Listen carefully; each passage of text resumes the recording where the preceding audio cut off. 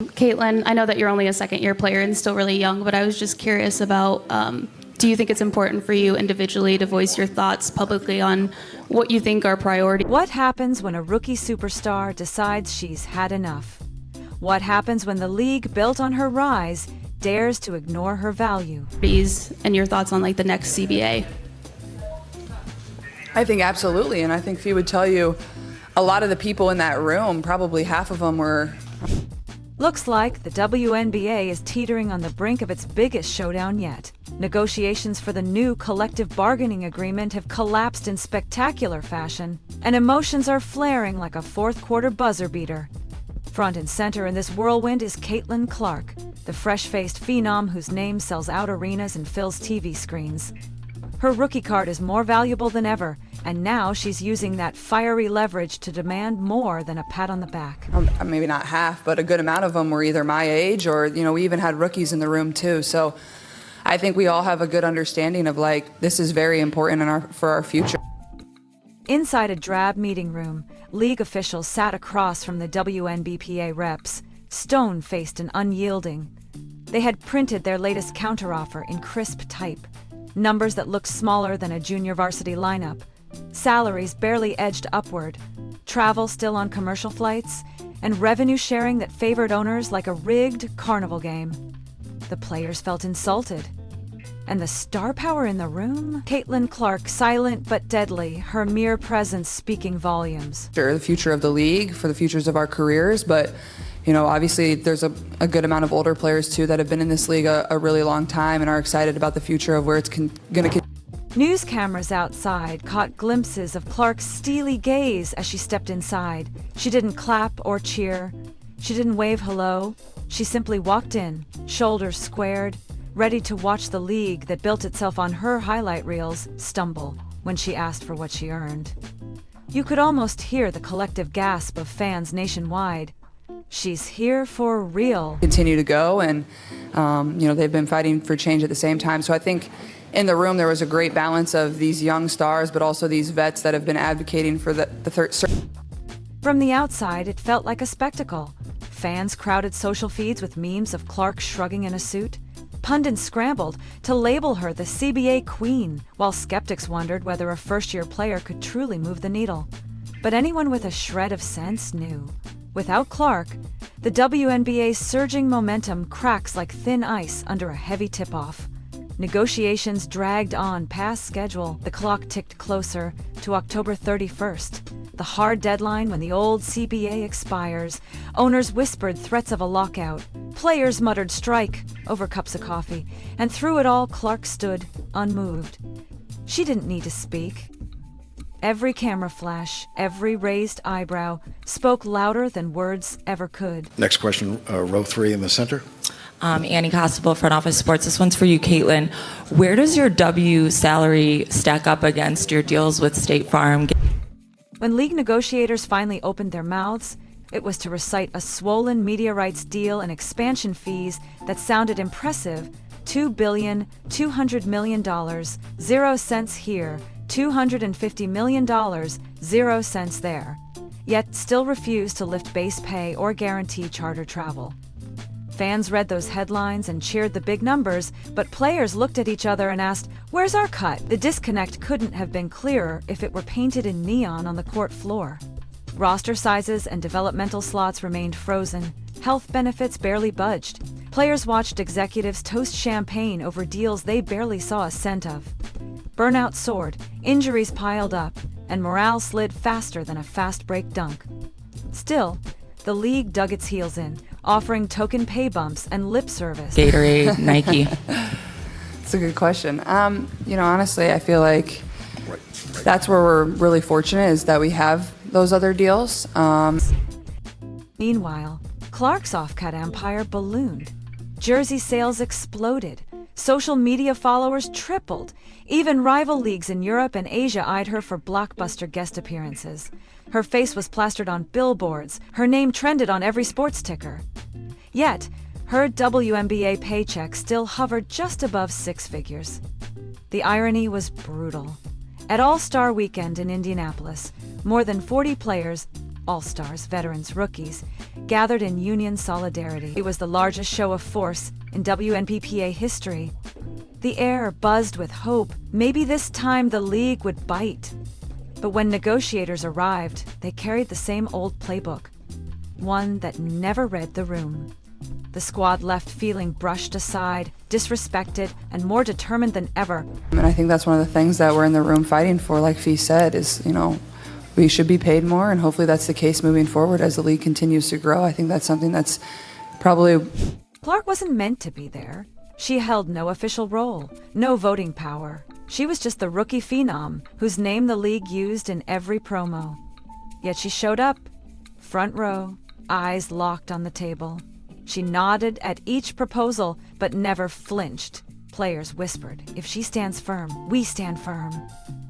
It was a silent pact. All-Star Weekend is notoriously a very fun weekend for both the players and people who come, and we've seen through live streams and videos that you guys are having way more fun and staying out. Talks ran an hour behind schedule. League reps offered vague promises of future discussions and finding common ground, but nothing concrete. Clark leaned back, arms crossed, watching the clock like it was a three-point shot ticking down. The message was clear: time is running out and you're running out of excuses.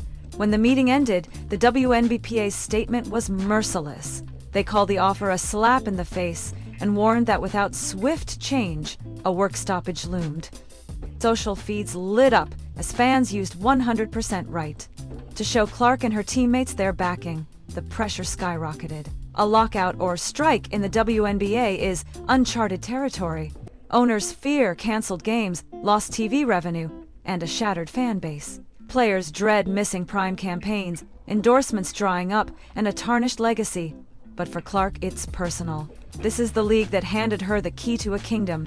Now it's asking her to beg for a fair share. The whole press conference, I guess. And staying out a little bit more late than you may have anticipated. What is some of the messaging? What if we do that normally? You just never saw it. That's Deep down, every exec knows, without Clark, their shiny new TV deal loses its luster.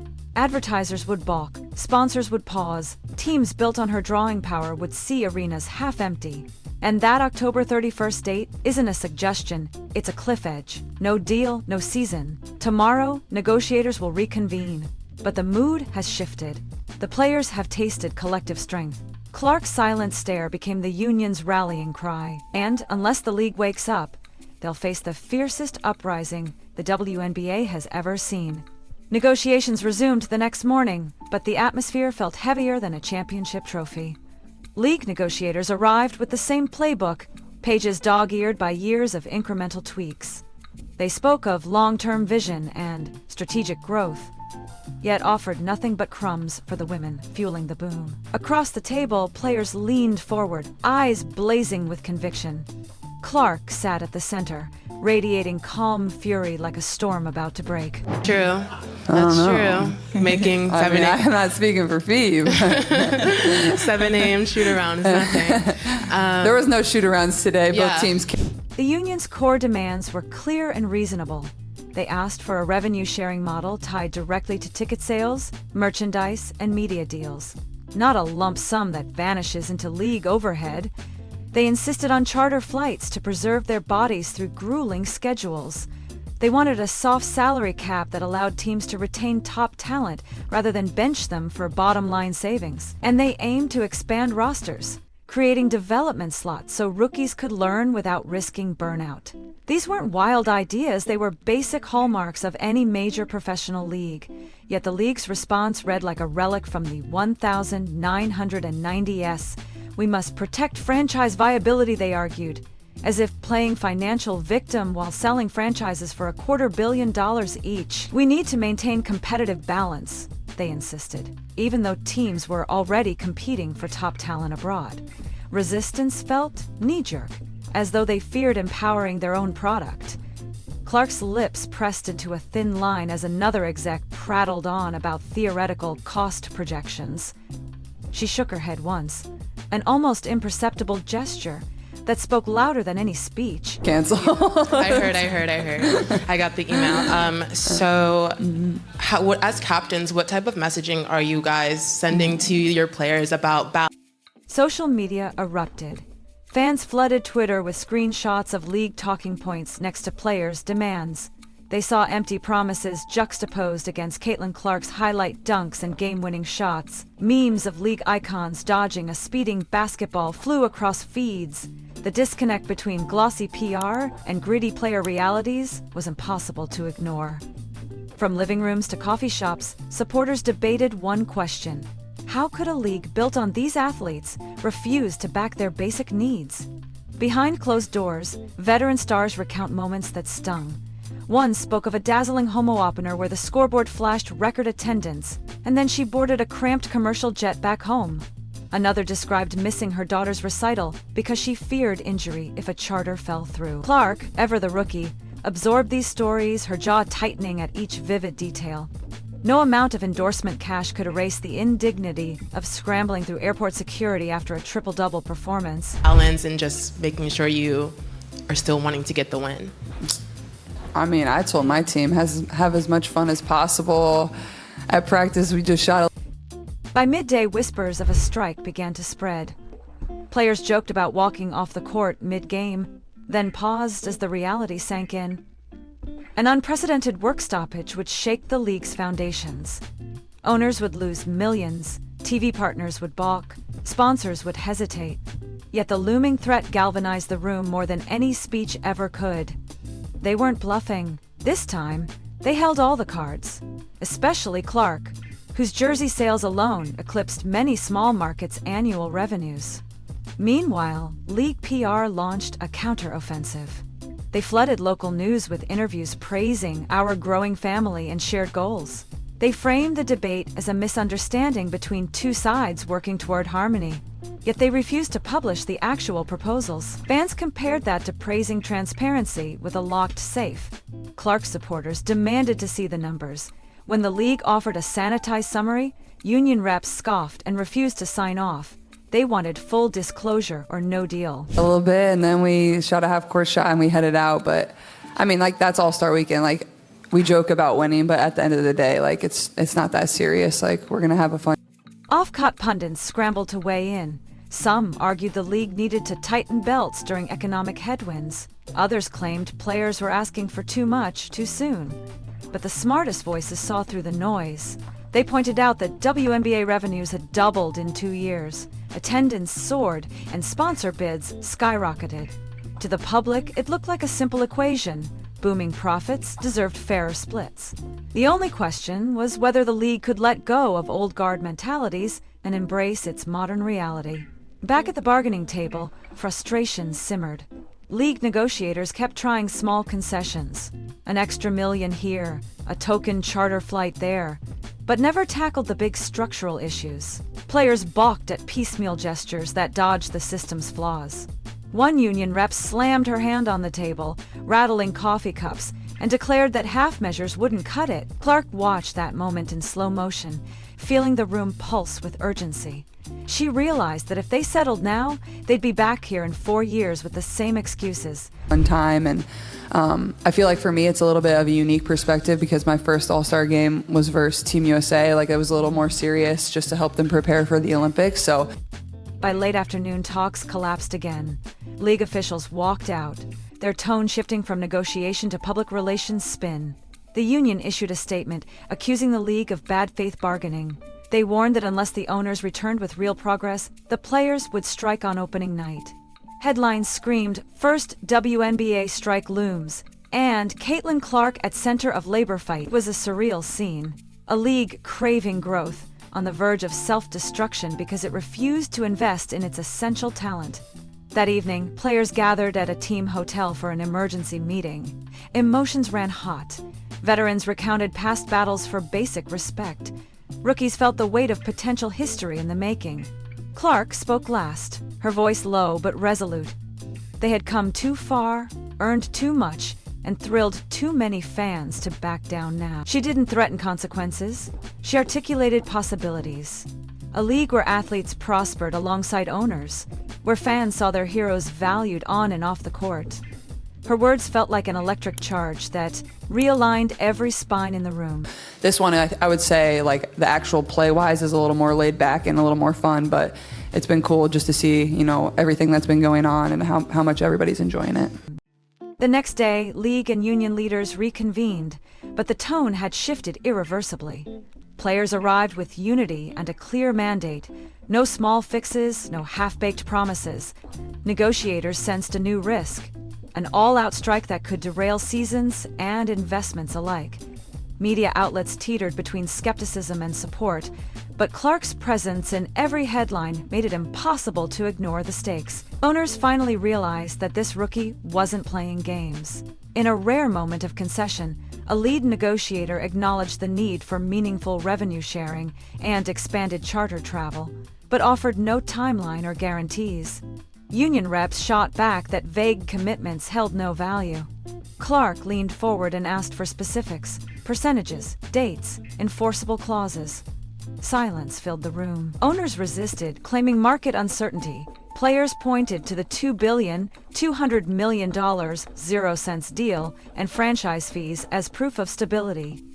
The impasse deepened. Yeah, I mean, exactly the same. I wasn't telling them anything about preparing for the game. We were preparing to be on Studbuds. By late afternoon, talk stalled once more. The union announced an official strike date, timed for the first preseason game. Fans reacted with a mix of awe and apprehension. Social media buzzed. Would the first ever WNBA strike energize the movement or fracture the community? Sponsors issued cautious statements. TV partners threatened to pull coverage. And all the while, Caitlin Clark trained in a quiet gym, her mind on more than jump shots. She was picturing empty arenas and silent courts. We talked about, just how excited you were to play in this game, but then I was talking to all your all-stars yesterday about how it's important to get healthy too. So how are you feeling physically, and can you maximize this week? Behind the scenes, league executives scrambled to craft a draft statement that wouldn't look like capitulation. They rehearsed messages about shared disappointment and continued dialogue. But when cameras rolled, their words rang hollow. Players and fans tuned out the spin, hungry instead for real change. Every soundbite felt like a rerun of a broken record. Negotiations that once seemed routine had erupted into a full-blown labor fight, and neither side showed signs of backing down. As evening fell, Clark retreated to her hotel room. She reflected on her journey. From college phenom to WNBA rookie to labor linchpin. She never asked for this role, but she understood its weight. If she walked away now, fans would feel betrayed. If she capitulated, future generations would suffer. She stared at her reflection, muscles still buzzing from practice, and steeled herself for what lay ahead. In that moment, she wasn't just Caitlin Clark the athlete. She was Caitlin Clark the catalyst. Tomorrow marked the union strike deadline. League officials faced a choice: compromise or chaos. Either they return with a real offer, or they watch the court go dark. And somewhere in that mix of risk and reward stood the true power broker. A rookie whose name sold out stadiums and redefined a sport. The ball was in the league's hands now. They had until dawn to decide whether they valued their stars enough to fight for them.